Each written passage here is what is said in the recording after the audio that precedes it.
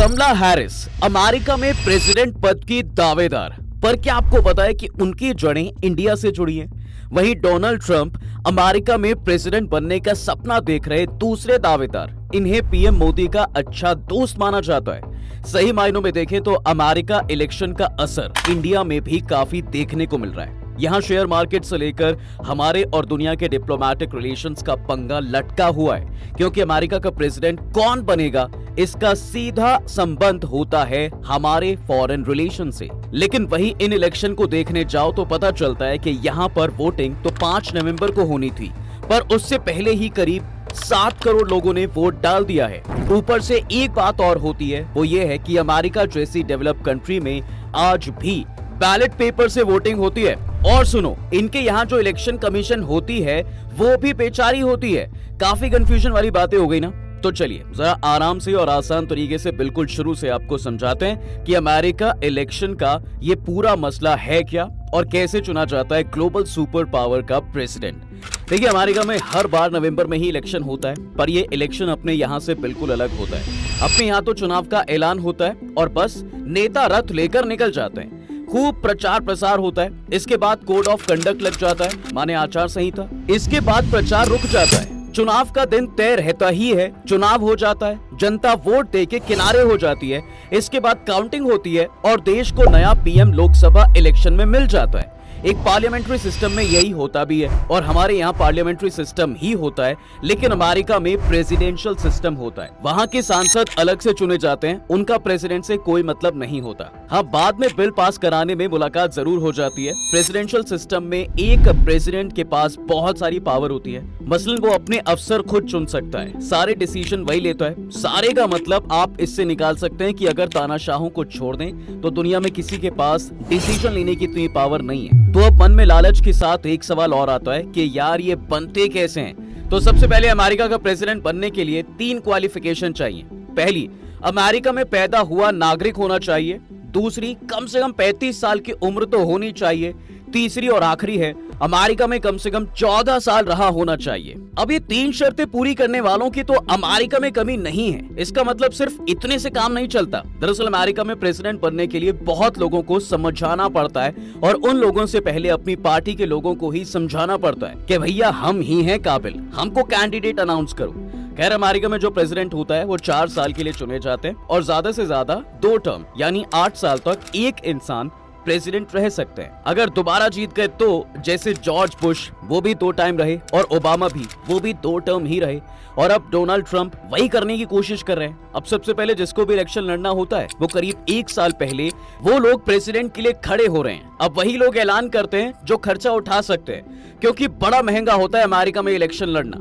सबके बस की बात नहीं है, साल भर सारा काम छोड़ के प्रचार करना पड़ता है, इसलिए इसमें ज्यादातर लोग वैसे ही होते हैं जो पहले से ही बहुत फेमस होते हैं। तो सबसे पहले ऑफिशियल अनाउंसमेंट होती है कि कौन कौन खड़ा हो रहा है। पेपर भर दिया जाता है, इलेक्शन कमीशन के पास उससे सबमिट कर दिया जाता है। जैसे अपने यहाँ पर इलेक्शन कमीशन ऑफ इंडिया है, वैसे ही वहाँ पर फेडरल इलेक्शन कमीशन होती है। खैर, इसके बाद कोशिश यही रहती है कि जनता की नजर में ज्यादा से ज्यादा आए, ताकि माहौल बनाया जा सके। भाषणबाजी होती है, दूसरे देशों के नेताओं से मिलना शुरू हो जाता है, जिससे पता चलता है कि फलाने कैंडिडेट की फॉरेन पॉलिसी क्या है, कहीं किसी पर हमला करने वाले तो नहीं है, किसके साथ इनके रिलेशन अच्छे हैं, जंग को सपोर्ट करते हैं या फिर पीस को। मसलन अगर कोई कैंडिडेट रशिया के साथ अपनी दोस्ती बढ़ाता है तो उसके वोट कट जाएंगे। गे लेस्बियन पर क्या सोच है, इससे भी वोट बदलते हैं। तो इरादा यही होता है कि हर मुद्दे पर अपनी राय देकर जनता का भरोसा जीता जाए, और हर बार इस बात का ध्यान रखा जाता है कि क्या बोलना है लोगों के दिमाग को क्लिक कर जाए। इसके बाद में कैंपेन आगे बढ़ता है। जैसे जैसे ये आगे बढ़ता है, कैंडिडेट बैठते जाते हैं। बैठने वालों का मकसद यही होता है कि कुछ दिन माहौल बनाने के बाद जनता में नाम तो आ ही गया है, अगले चुनाव में काम आएगा, या फिर कोई बड़ा पोस्ट मिल सकता है सरकार में। पता तो उनको होता ही है कि प्रेसिडेंट इलेक्शन में जीतेंगे नहीं। अब बारी आती है पार्टियों की। अमेरिका में 2 बड़ी पार्टियां हैं, रिपब्लिकन और डेमोक्रेट। और भी हैं जैसे ग्रीन पार्टी, पीस पार्टी, लेकिन प्रेसिडेंट 2 के ही बने हैं आज तक। तो सारी पार्टियों को अपने अपने कैंडिडेट्स चुनने होते हैं, पर 2 के ही कैंडिडेट्स पर नजर होती है, क्योंकि बाकी में कोई दम नहीं होता है। अब होता क्या है, वो ये है कि इन दोनों बड़ी पार्टियों में कई कैंडिडेट्स होते हैं। तो पहले चुनाव ये होता है कि इन दोनों पार्टियों का प्रेसिडेंशियल कैंडिडेट कौन होगा। जी हाँ, अभी तक ऑफिशियल प्रेसिडेंट के बारे में अभी तक कोई ऐलान नहीं हुआ है। बस अभी पार्टियों के बारे में बात हो रही है। तो दोनों पार्टियां जनवरी से लेकर जून तक का टाइम लेती हैं और अपने अपने कैंडिडेट्स को चुनती हैं। अब इसके लिए हर राज्य में दोनों पार्टियों के कई नेता होते हैं जिनको डेलीगेट कहा जाता है। इन डेलीगेटों के वोट से ही तय होता है कि किस राज्य में पार्टी का कौन सा कैंडिडेट जीत रहा है। हर राज्य में आबादी के हिसाब से डेलीगेट्स होते हैं। अब किसी भी कैंडिडेट को यहाँ जीतने के लिए कुल संख्या का आधा सपोर्ट लेना ही होता है। अब यहाँ ये इलेक्शन इंटरेस्टिंग हो जाता है। अगर एक राज्य में आधा सपोर्ट ला दिए तो जीत गए, पर इसके साथ ही अब आपको सारे डेलीगेट्स का सपोर्ट मिल जाएगा। तो अब डेलीगेट्स जब मिलते हैं तो इसे पार्टी कन्वेंशन कहा जाता है। यहीं पे कैंडिडेट तय हो जाते हैं और यहीं पर ही प्रेसिडेंशियल कैंडिडेट को रनिंग मेट मिलता है। वो इसके साथ में वो इलेक्शन स्ट्रैटेजी तय करता है। पार्टियों के कैंडिडेट चुनने के लिए दो तरीके होते हैं, एक है प्राइमरी और दूसरा है काक्स। कुछ राज्य प्राइमरी वाले मेथड फॉलो करते हैं तो कुछ काक्स वाला। पहले प्राइमरी की बात करते हैं तो इसमें डेलीगेट्स पहले अनाउंस कर देते हैं कि वो किस कैंडिडेट का सपोर्ट कर रहे हैं। तो इसके आधार पर जनता डेलीगेट्स को वोट करती है। फरवरी और मार्च में एक सुपर ट्यूसडे होता है, उस दिन ज्यादातर राज्य वोट करते हैं। दूसरा आता है काक्स। कुछ राज्य काक्स को फॉलो करते हैं। इसमें सीधे वोटिंग नहीं होती है, पहले लोग इकट्ठा होते हैं, डेलीगेट्स आते हैं, डिस्कशन करते हैं, उसके बाद वोटिंग होती है। फिर जिसको ज्यादातर डेलीगेट्स का सपोर्ट रहता है वो पार्टी का कैंडिडेट बन जाता है। कुल मिलाकर तरीका कोई भी हो, पर जून तक ये तय हो जाता है साहब कि कौन किस पार्टी का कैंडिडेट है। इसके बाद दोनों पार्टियों के कैंडिडेट आपस में डिस्कशन करते हैं टीवी पर, माने प्रॉपर डिबेट। वो चील कौवा वाली लड़ाई नहीं, ये 3 राउंड का डिस्कशन होता है। इसी में मामला सेट हो जाता है कि जनता किसको वोट देगी। जैसे कि अभी हुआ, ट्रंप और कमला हैरिस के डिबेट हुआ जिसमें ट्रंप का पलड़ा भारी लगा है। अब आ जाता है नवंबर। इस महीने के पहले सोमवार के बाद आने वाले मंगलवार को ही चुनाव होता है। मतलब इस साल नवंबर का पहला सोमवार 4 को था, तो इलेक्शन 5 नवंबर को हुआ। अब आते हैं वोटिंग डे पर, क्योंकि यहाँ पर भी वोटिंग अलग है। जनता सीधे प्रेसिडेंट नहीं चुनती, पहले कुछ लोगों को वोट करती है जिनको इलेक्टर कहा जाता है। ये सारे इलेक्टर मिलकर बनाते हैं इलेक्टोरल कॉलेज। किस प्रेसिडेंट को सपोर्ट कर रहे हैं ये पहले से बता के रखते हैं। जिस राज्य में जितने लोग, उसी हिसाब से इलेक्टर्स होते हैं। जैसे कैलिफोर्निया के 55 इलेक्टर है, सबसे ज्यादा वही डेलावेयर छोटा राज्य है जिसमें 3 इलेक्टर हैं। कुल मिला के अमेरिका में 538 इलेक्टर हैं। अब अंत में ये पता चलता है कि किस प्रेसिडेंशियल कैंडिडेट के कितने इलेक्टर जीते हैं। इसी आधार पर तय हो जाता है कि कौन अमेरिकी प्रेसिडेंट बनेगा, क्योंकि जीतने के लिए एक कैंडिडेट को तकरीबन 270 इलेक्टर चाहिए होते हैं। इसके बाद 20 जनवरी तक पुराने प्रेसिडेंट पद पर बने रहते हैं ताकि नए वाले को काम समझाया जा सके, और फिर 20 जनवरी को नया प्रेसिडेंट काम संभाल लेता है। बनते ही ऑटोमेटिक वो अमेरिकी आर्मी का कमांडर इन चीफ बन जाता है। अमेरिका की विदेश नीति तय करने लगता है। ये बताता है कि अमेरिका किस चीज में कितना खर्च करेगा।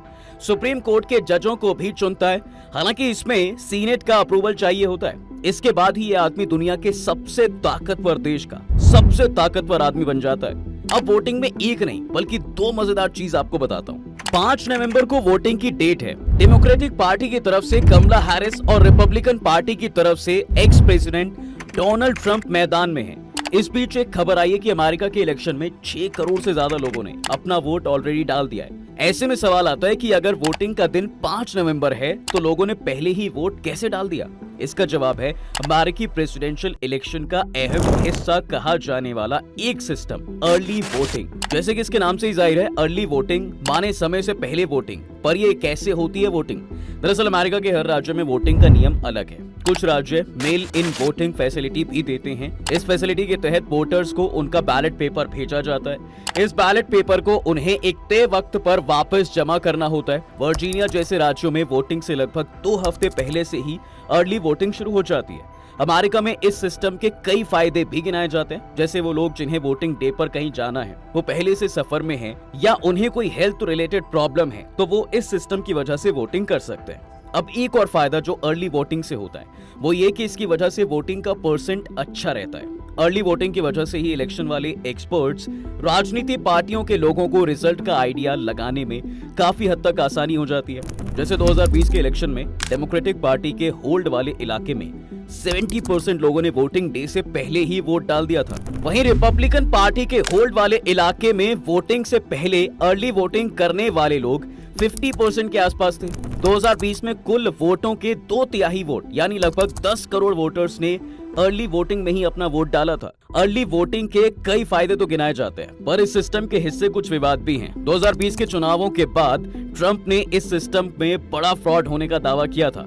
हालांकि ये आरोप कभी साबित नहीं हुआ, पर इसने अर्ली वोटिंग पर हो रही बहस को और हवा जरूर दे दी। वैसे हवा तो ईवीएम और बैलेट पेपर पर भी उड़ती है। असल में अमेरिका के इलेक्शन में ज्यादातर वोटिंग बैलेट से ही होती है।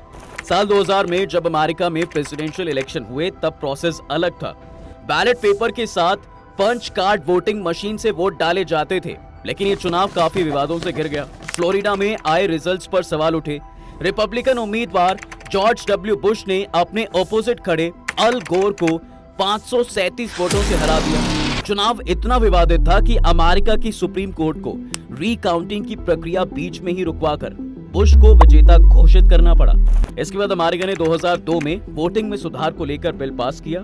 हेल्प अमेरिका वोट एक्ट के पास होते ही सरकार ने अरबों डॉलर से खरीदे जाने वाले डायरेक्ट रिकॉर्डिंग इलेक्ट्रॉनिक यानी DRE मशीनें खरीदनी बंद कर दी, क्योंकि इस मशीन के जरिए होने वाली वोटिंग का कोई पेपर ट्रेल नहीं होता था। ये ईवीएम जैसी मशीन ही है। हालांकि 2006 में पेपरलेस मशीन से वोटिंग के लिए रजिस्टर्ड वोटर्स का आंकड़ा बढ़ गया है, जबकि हाथ से मार्क किए गए पेपर बैलेट सबसे ज्यादा पॉपुलर हो रहे थे। इन बैलेट पेपर को इलेक्ट्रॉनिक टैबुलेटर स्कैन करके रखते थे। इसके एक दशक के बाद तक कुल वोटों का करीब 1/3 हिस्सा DRE मशीन से डाला जाता था। BrennanCenter.org के मुताबिक 2014 तक 25% वोटर्स पेपरलेस मशीन का इस्तेमाल करते थे, लेकिन 2016 में बैलेट की ओर बड़ा शिफ्ट देखा गया, जिस मिड टर्म चुनावों में महज 7% वोटर्स ने DRE मशीनों का इस्तेमाल करके वोट डाला था। ये आंकड़ा साल दर साल घटता ही जा रहा है। BrennanCenter.org के डेटा के मुताबिक 2024 के इलेक्शन में करीब 98% लोग बैलेट पेपर का इस्तेमाल करेंगे, वहीं 2020 में ये आंकड़ा तकरीबन 93% था। अब खास बात तो ये है कि सभी 7 स्विंग स्टेट्स यानी कि Arizona, Georgia, Michigan, Nevada, North Carolina, Pennsylvania और विस्कॉन्सिन, यहाँ पे पेपर ट्रेल वाले वोटिंग सिस्टम का इस्तेमाल किया जाता है। वही वोटिंग के बाद होने वाले ऑडिट के लिए बैलेट पेपर ही सही होते हैं, जिनका इस्तेमाल अमेरिका के 48 राज्यों में किया जाता है। वैसे आपको क्या लगता है कि क्या इंडिया को भी अमेरिका की ही तरह ईवीएम पर ज्यादा डिपेंड ना होकर बैलेट पेपर पर आ जाना चाहिए? आपकी क्या राय है, हमें कमेंट्स में बता सकते हैं। वीडियो अगर आपको पसंद आई हो तो इसे लाइक और शेयर जरूर करें, और जाते जाते चैनल को सब्सक्राइब करना बिल्कुल ना भूलें।